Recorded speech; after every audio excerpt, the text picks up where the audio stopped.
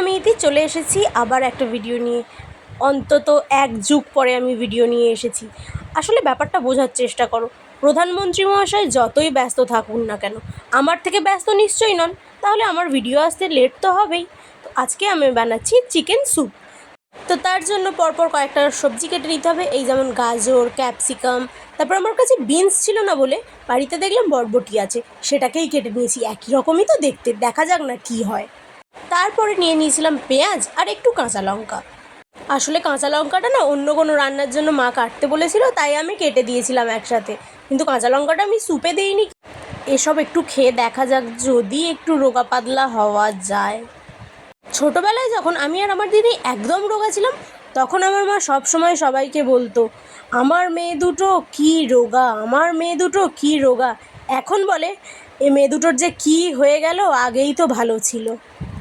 Lockdown পড়ার পরে ওই যে শুরু হলো খাওয়া দাওয়া, মানে কমপ্লিটলি বসে গেলাম বাড়িতে আর খাওয়া দাওয়া চলছে, এর থেকেই হয়ে গেলাম।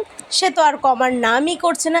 এখন তো জার্নি যেমন হওয়ার হচ্ছে, তাহলে একটু তো রোগা হয়ে গেলেই হয় না, তা তো হবে না। সমস্ত সবজিগুলো কাটার পরে চিকেনটাকেও আমি প্রথমে কেটে নিচ্ছি। তোমরা চাইলে চিকেনটাকে বয়েল করার পরেই কিন্তু কাটতে পারো, কিন্তু আমি আগেই কেটে নিই সাধারণত। চিকেনটা কেটে নিয়ে এর মধ্যে একটু লেবু দিয়ে রেখে দিচ্ছিলাম। লেবুর রসের পরিমাণ ঠিক যতটা, দানার পরিমাণও ঠিক ততটাই গেছিলো এটার মধ্যে। দানাগুলোকে আমি আবার ভালোভাবে বেছে বুছে নিলাম। তারপরে কড়াইয়ের মধ্যে অল্প পরিমাণ তেল দিয়ে সবজিগুলোকে, গাজর আর বরবটিটা আগে দিয়ে একটু নাড়িয়ে চাড়িয়ে ভেজে নিচ্ছিলাম। বরবটিটাকে যদিও আমি পুড়িয়েই ফেলেছিলাম, সেটা এখন বুঝতে পারবে না, সেটা একদম শেষে বুঝতে পারবে। এটা একটু নাড়িয়ে চাড়িয়ে নিয়ে ঢাকা দিয়ে রেখে দিলাম। তারপরে ঢাকা খুলে এর মধ্যে পেঁয়াজ আর ক্যাপসিকামটা দিয়ে দিচ্ছি, আর এর মধ্যে অল্প পরিমাণ নুন দিয়েছিলাম আর একটু লেবুর রস দিয়েছিলাম, যাতে গন্ধরাজ লেবুর ফ্লেভারটা থাকে, এটা আমার খুব ভালো লাগে। তারপরে এগুলোকে একটু নাড়িয়ে চাড়িয়ে নিয়ে এটা অন্য একটা পাত্রে তুলে রেখে দিলাম।